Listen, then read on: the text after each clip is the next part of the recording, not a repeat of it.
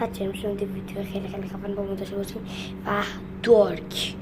نگاه کنیم ویدیو اینه. این خب بعد الان دوست این بچه باشه، اصلا بچه چرا زندان کرده؟ این زندان کرده.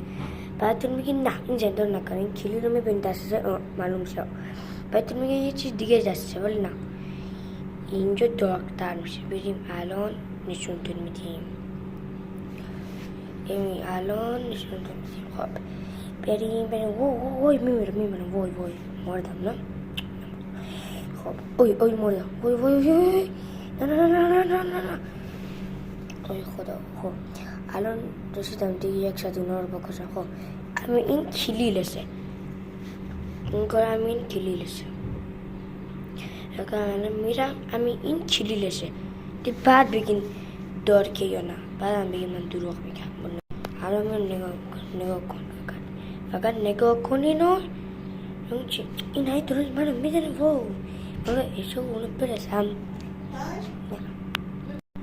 یعنی اینجا دارک میشه. اون احساس رسیدم. خب نگاه کنین اینجا کلیل رو برمیدارم و چی میشه. خب یعنی اون یکی از دوستای زنبور است، یعنی خیلی زنبوره رو دوست داره. اگر این ویدیو خوشتون اومد لایک و کامنت یادتون نره. بدرود.